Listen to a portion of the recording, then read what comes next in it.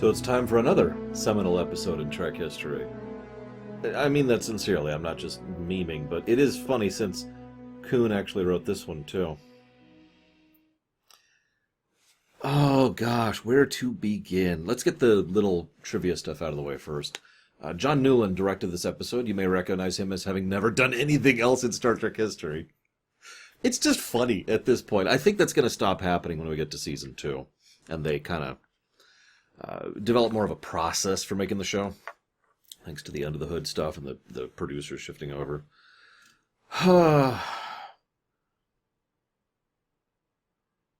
Is that it? That's it for trivia? Okay, sure. Let's talk about the Klingons. Now, I've actually talked about the Klingons a whole lot in this show.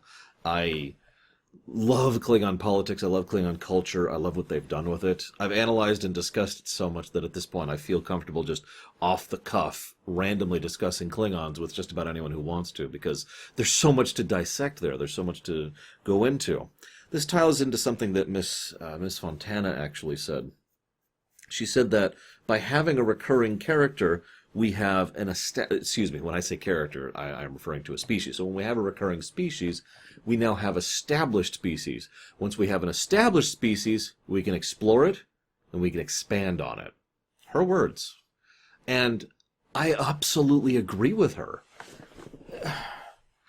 I've been pushing for more continuity in Star Trek since I was a child. Not even joking. Since I was 1 digit old, I have been pushing for more continuity in Star Trek. But a lot of that is because of the absence of continuity.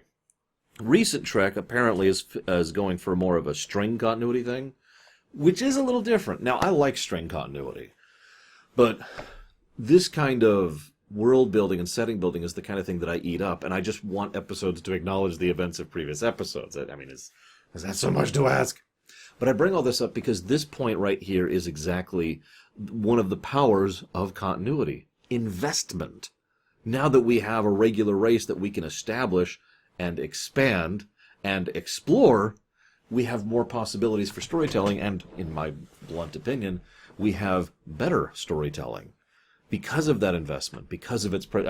Day of the Dove is not exactly a good episode. At least by memory. We'll see when we get there. But the fact that it's the Klingons and the fact that it's presented in the way it is makes it have more impact than it otherwise would, as I've talked many times before. I don't want to retread this ground too much. I just think it's interesting she agreed with me on this. She also agrees with me on another point that I've theorized, that the reason the Klingons became the recurring characters in Star Trek was because their makeup was cheaper and easier to do. To be clear, I don't know if that's codified fact or not, but she theorized on it, I theorized on it, and it is true the makeup was much easier to do, thanks in no small part to Mr. Colicos himself, who plays Kur in this episode, and in DS9 as well, and just absolutely does an amazing job of it. John Colicos nails his role, but I'll gush later. He was actually supposed to be the recurring Klingon in Day of the Dove and Trouble with Tribbles. In both episodes, it was actually supposed to be Kur, but they swapped it around because they couldn't get a hold of Colicos, so instead we got Koloth and Kang. Go figure. Or should I say co-figure. But I'm sorry, I was talking about the makeup thing. He himself was sitting down, and they were like, so, what should we do with the makeup? And he was listening, and this is one of the things I like about good actors like him, good guest stars.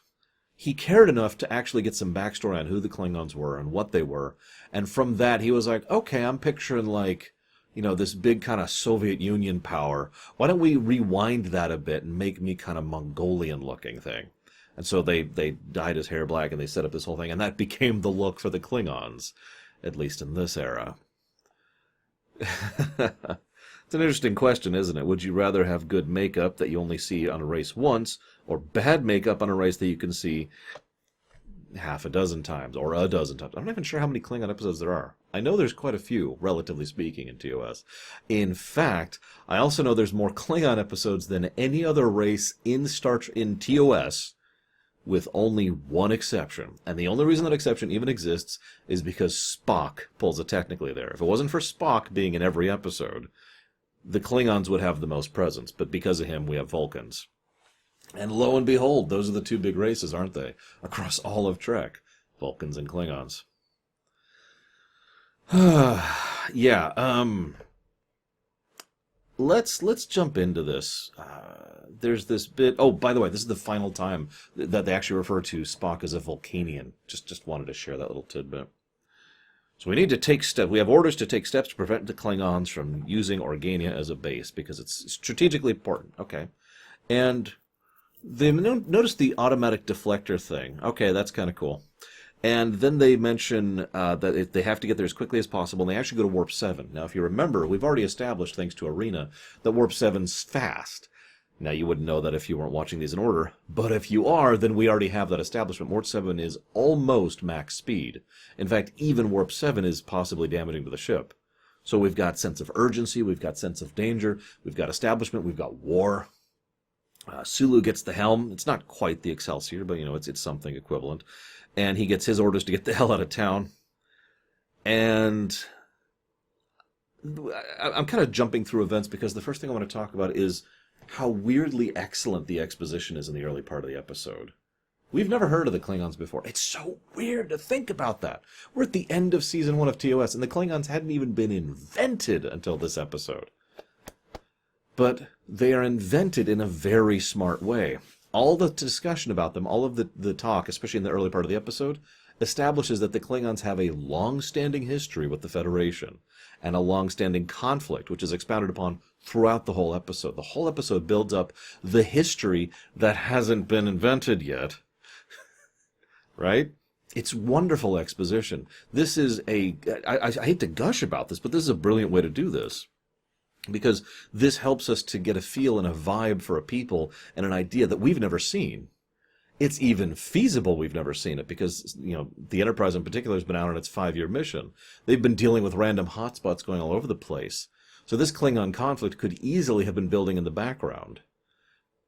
Even if I was to somehow remix TOS and restructure the episodes to clean them up a bit, polishing out continuity and fixing out little issues, stuff like that, in a super futuristic, I have access to a holodeck kind of a situation, I still would not have the Klingons have presence until this episode.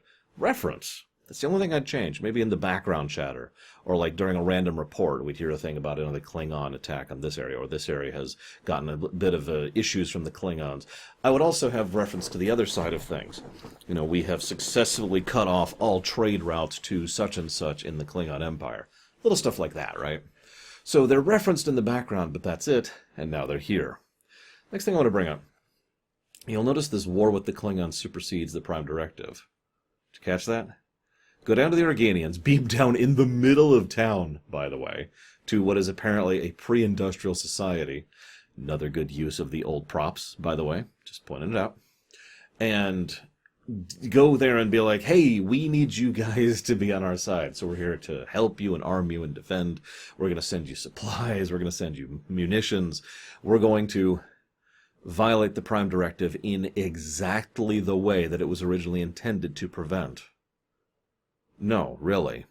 From a real-life perspective, I have said many, many times, and a lot of people tend to agree with me on this, although it can be debated, the Prime Directive was a direct response to, not McCarthyism, the Truman Doctrine. There we go. The Truman Doctrine, which, for those of you who haven't studied history or are not familiar with the term, basically boiled down to, okay, there's the Soviet Union, here's us, we're going to supply arms and material and munitions into what are effectively proxy battles to prevent the spread of communism in order to curtail Soviet power and to prevent them from expanding. Sound familiar? This was a very unpopular doctrine, and for very good reason. But that is exactly what they're doing here. They are walking up to the Organians, who, to their knowledge, are a pre-industrial race, and saying, hey, here's some guns, here's some training, here's some specialists. We're going to set you up so you can fight our enemies with us and for us. Cool? Cool.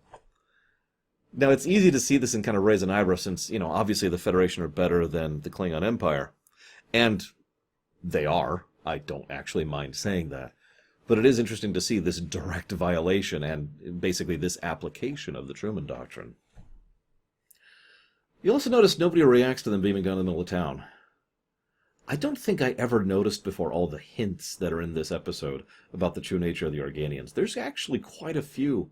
I'm apparently just a moron and I never noticed them before.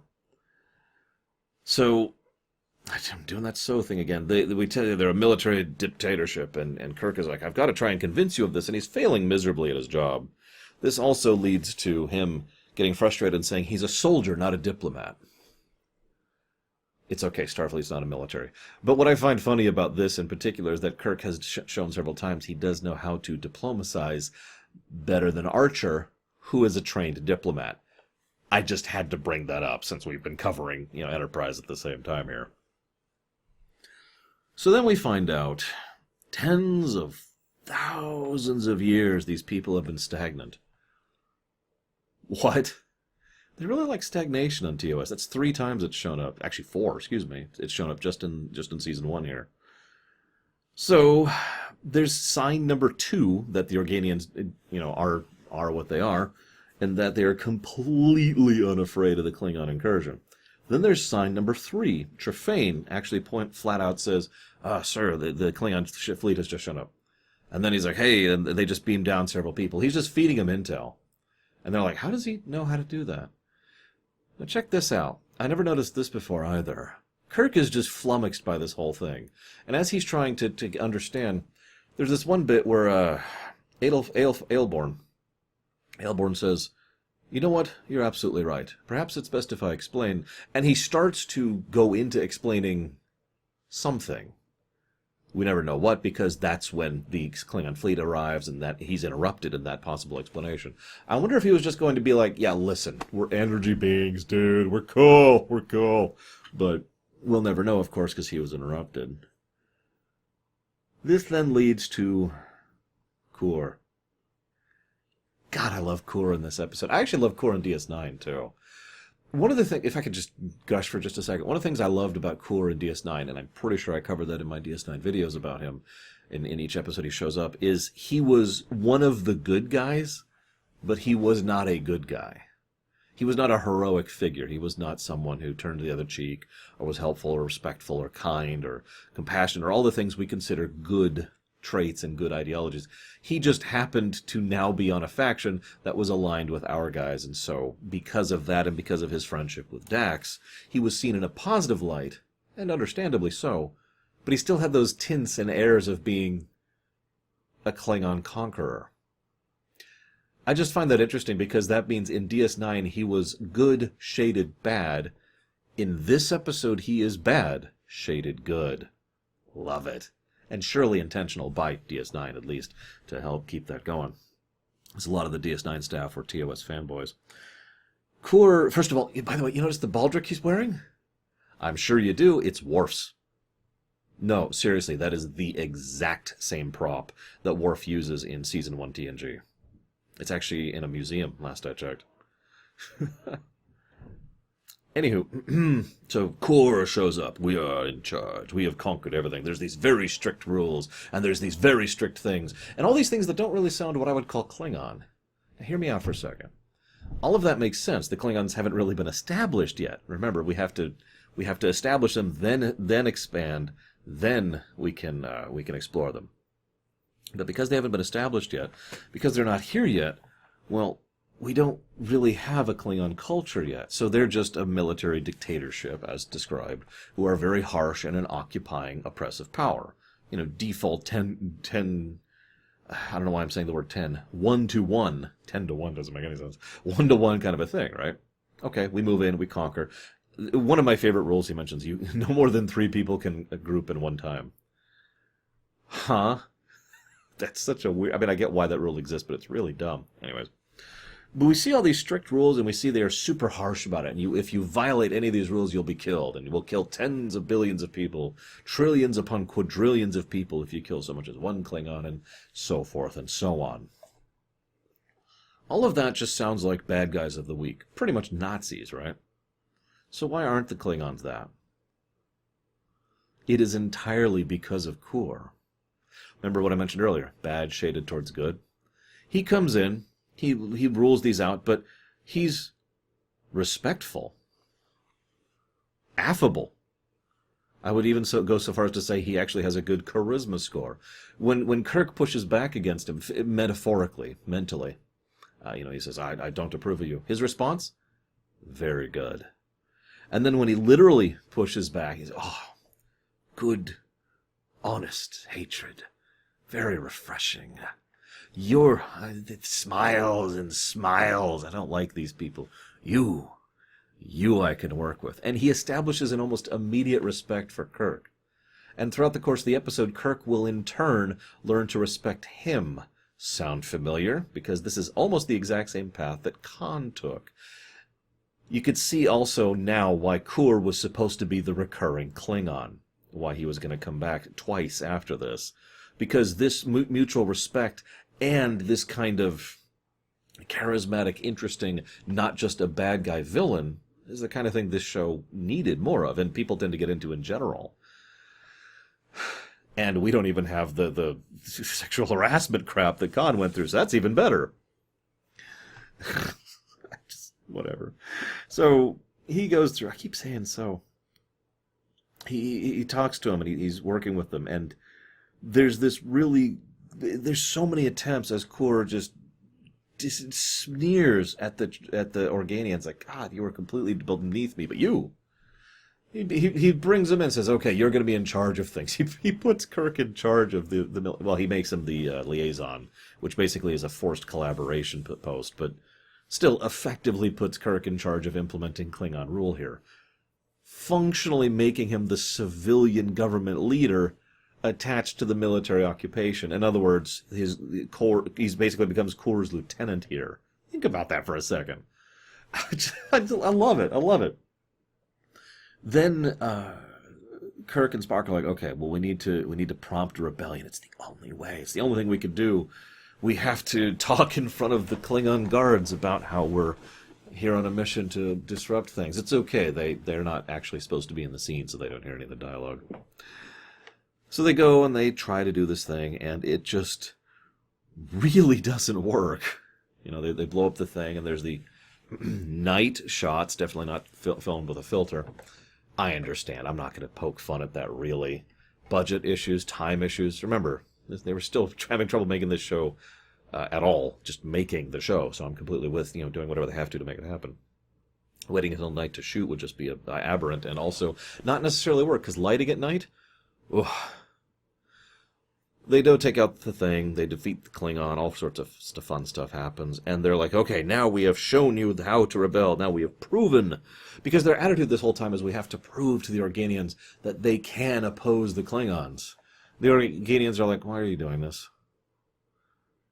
Total pacifism.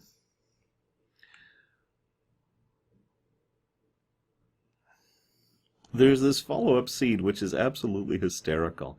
They sell out. The Klingons are observing everything. This is actually how they show up later, too, during a conflict.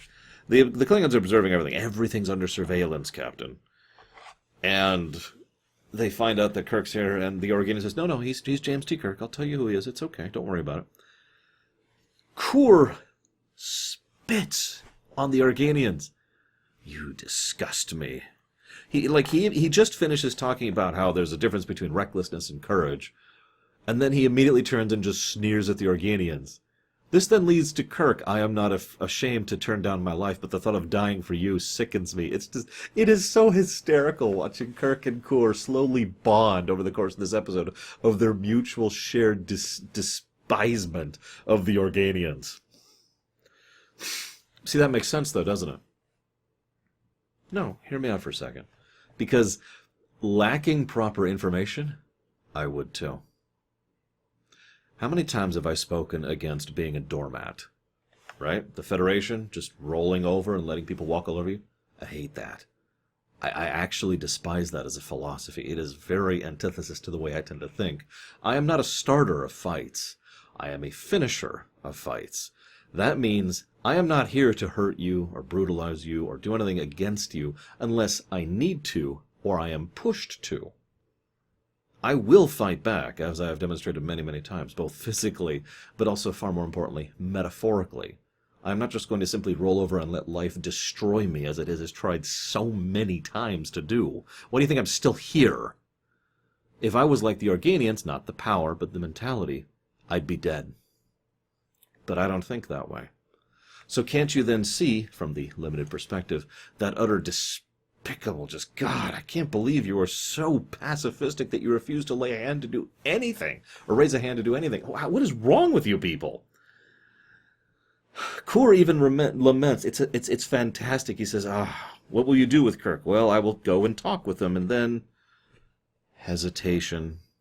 I will do what must be done. And he says it so regrettably. And later they have the scene where they're sitting there and they've got their things, and he's just having a drink with them. You know, just talking. And it's a wonderful exposition scene, too, because it gives us yet another valuable insight into the Klingon mindset, and Kor's mindset in particular. See, I mentioned how they're all not very Klingon. Kor is very Klingon. He is pretty much the prototype Klingon. I mean, I guess he is literally the prototype Klingon, but you know what I mean. In terms of the Klingon culture, how you react, what you do in response is what really matters to him. He doesn't push you because he hates you. He doesn't insult you because he means it. He is trying to see how you react and what you react with. And when you do, that helps him to judge you and react to you. This is why he so immediately respects Kirk.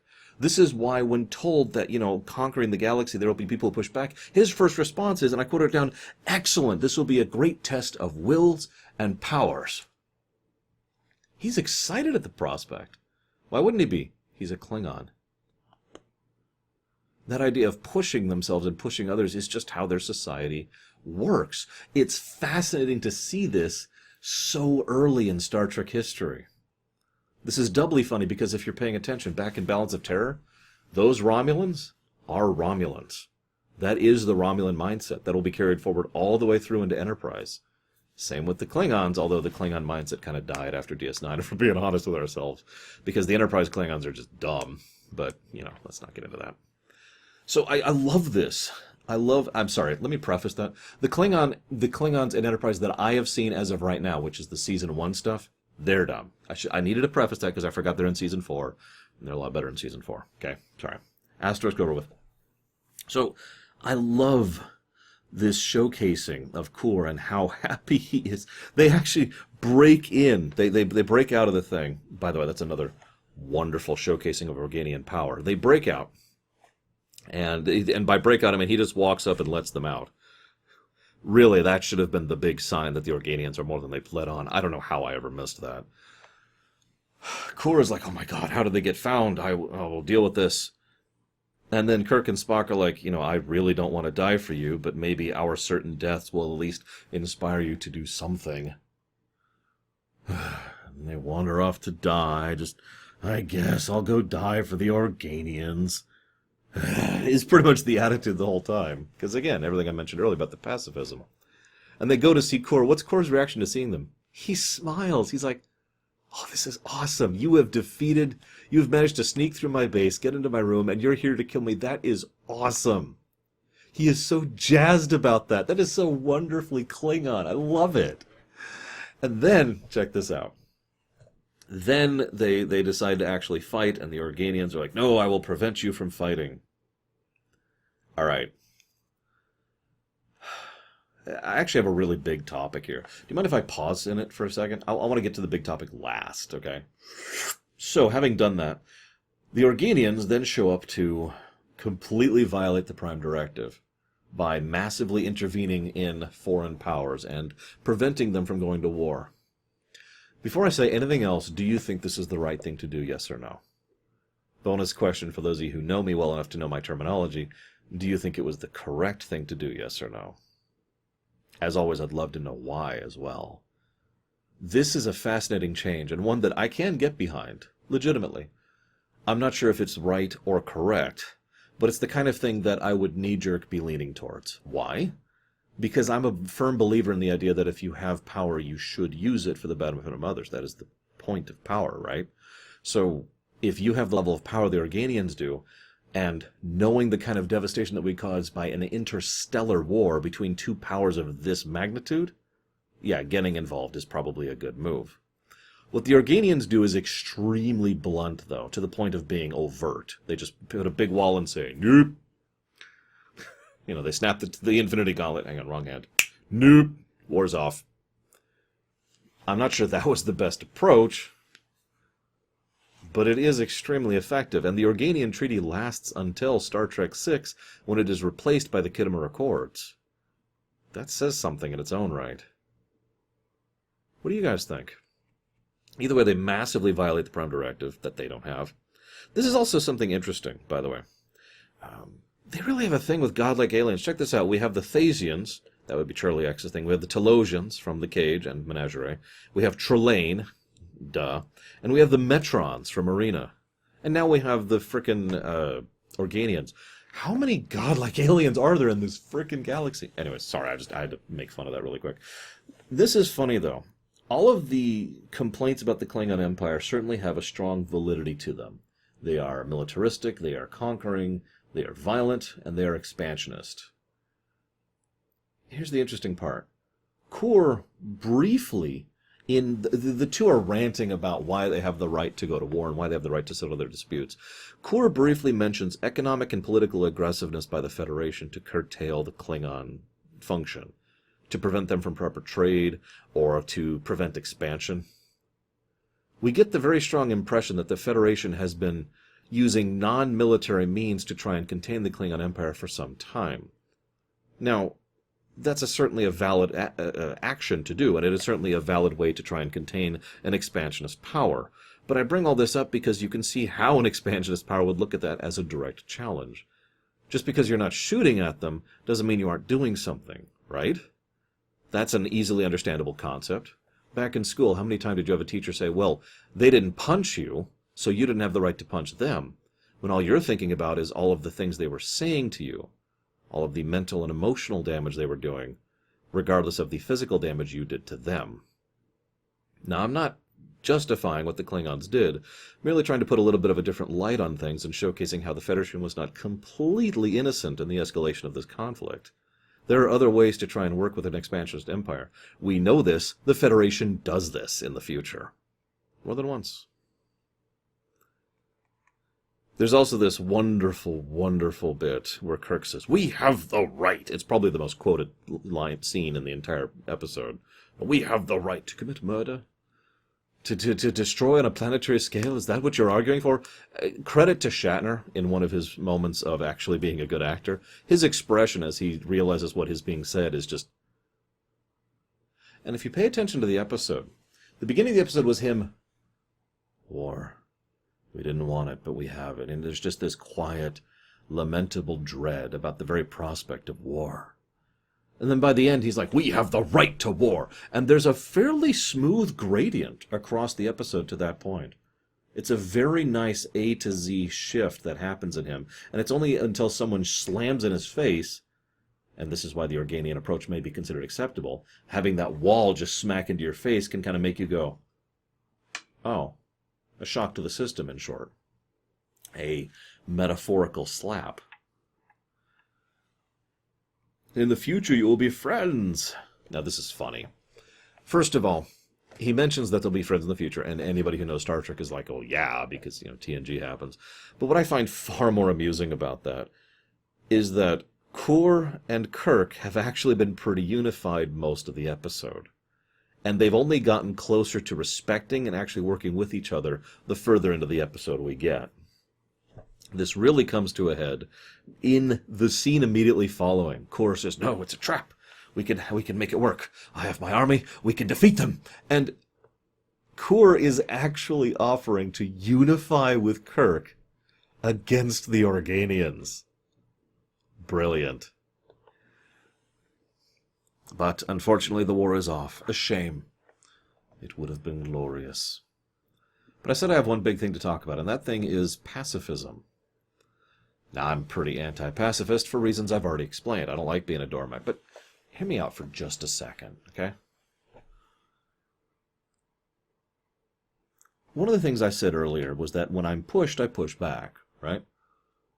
Actually, it's a little more complex than that. It's more like you're pushed, and then you give verbal warning, and then you're pushed again, and then you escalate, right? But you get the idea. It's actually more like a 4-step process, not 2-step. But I don't feel like getting more into the nitty-gritty. The point is, most people understand that idea. Defending yourself.